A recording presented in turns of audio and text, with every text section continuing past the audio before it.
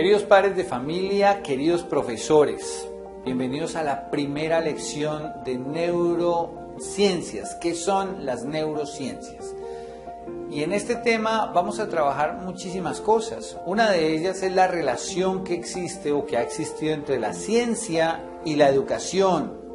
El asunto, queridos papás y profesores, es que las neurociencias ha unido ambas. Pero esto han pasado siglos para que ocurra, porque siempre tomaron caminos diferentes, la ciencia por un lado y la educación por otro. Más o menos en 1990 o en la década de los 90, la ciencia tenía una ventaja sobre la educación de más de 100 años. Imagínense ustedes, 100 años que es pues toda una vida. Gracias al descubrimiento de la tecnología que permite estudiar el cerebro en vivo y en directo, gracias a la máquina que hace las tomografías, gracias a esto se pudo ver de primera mano cómo es que piensa el cerebro, cómo funciona el cerebro. ¿Qué ocurre en el cerebro cuando tú estás enojado o cuando estás muy feliz o cuando estás nostálgico o cuando piensas en algo determinado? Y ahí, por ejemplo, se dieron cuenta que una persona, un niño, aprende de una manera con un grupo de neuronas específico cuando está motivado. Pero que cuando no está tan motivado y se ve obligado a aprender algo, otro grupo de neuronas es el que lo apoya. Y que, por ejemplo, cuando tiene miedo de aprender algo y se siente mucho más coaccionado, otro grupo de neuronas lo apoya. Y que estas emociones traen una consecuencia permanente en el desarrollo de algo que llamamos surcos neuronales que van haciendo, digámoslo así, esas arruguitas que conocemos del cerebro, van creándolas pero de acuerdo a la emoción. Y entre más repetimos esa emoción, en el aprendizaje se convierte en una conducta o también en un concepto. Una conducta porque se vuelve repetitiva y un concepto porque se vuelve una creencia. Entonces, las neurociencias descubren por esta razón dos cosas. Una, que el cerebro tiene un funcionamiento fisiológico que ve afectado el sistema nervioso central y el mismo cerebro. Y otra, que hay algo etéreo, algo que no se puede tocar, pero que está ahí y que está en ti y que está en tus hijos y que está en tu esposo o esposa, en tus estudiantes, en tus familiares, en mí, en todas las personas, y es la mente. Aquella parte que nosotros mostramos a los demás, aquella parte de nuestra personalidad que nosotros presentamos a otros. Si tú eres malgeniado o perezoso o vago o víctima o lo que tú quieras ser, es parte de tu mente. Tu mente te ha vendido, perdónenme lo folclórico, pero te ha vendido un cuento, y ese cuento tú lo has tomado por las dos cosas que hablamos inicialmente, que son la repetición que te forma una conducta y el concepto que te forma una creencia. Y ahí se forma tu personalidad. Imagínense cómo empezamos a hacer este estudio. Y las neurociencias entonces se dieron cuenta que el cerebro tiene un proceso de pensamiento que hace esto que te acabo de explicar. Lo unieron con la psicología. La neurociencia estudiando todos los procesos fisiológicos del cerebro y del sistema nervioso central, y la psicología estudiando la mente. Al unir estas dos se dieron cuenta que tanto la mente como el cerebro funcionan con los estímulos adecuados, estímulos que pueden permitir un mejor y mayor desarrollo de las facultades cognitivas, que es lo que estamos estudiando. Así que aparece otra área en esta ecuación, que es la pedagogía. ¿Y qué hace la pedagogía? Pues es el estudio de las metodologías específicas para saber enseñar, para saber aprender. Así que cuando el niño, el profesor, el papá aprende a enseñar o aprende a aprender, empieza a desarrollar muchísimo mejor su cerebro o los procesos que este cerebro debe llevar. En el audio, que también está en este capítulo, en este tema, también hablamos un poco acerca de las etapas de desarrollo que descubre las neurociencias para demostrar que tenemos nosotros que aprovechar cada etapa de desarrollo para que haya un pleno potencial de desempeños que tiene nuestro cerebro y que podamos llevarlo a cabo. Entonces las neurociencias, querido papá, mamá, profesor, profesora, se encargan de educar los procesos de pensamiento, crear hábitos, y esos hábitos se van desarrollando a través del pensamiento consciente. ¿Qué es el pensamiento consciente? Es todo aquello en lo que nos enfocamos, en lo que nos concentramos para hacer y hacerlo bien.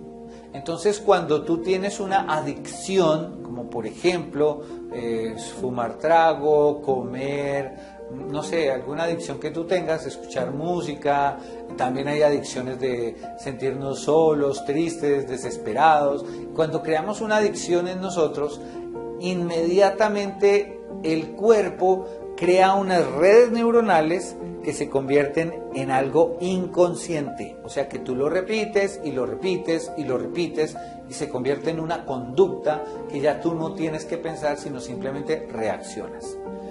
Ahora viene otra cosa, y es que cuando tú quieres cambiar eso, ahora nosotros como adultos es un poquito más difícil, porque cuando queremos cambiar eso nos cuesta trabajo, nos cuesta mucho trabajo y nos desesperamos, y entonces si yo quiero bajar de peso y mantengo esa ansiedad y sigo comiendo, entonces yo mismo me digo frases negativas, y entonces si yo a mi hijo le digo que no sirve y lo empiezo a programar con palabras negativas también, como me trato yo mismo, frente a lo que no puedo cambiar de mí.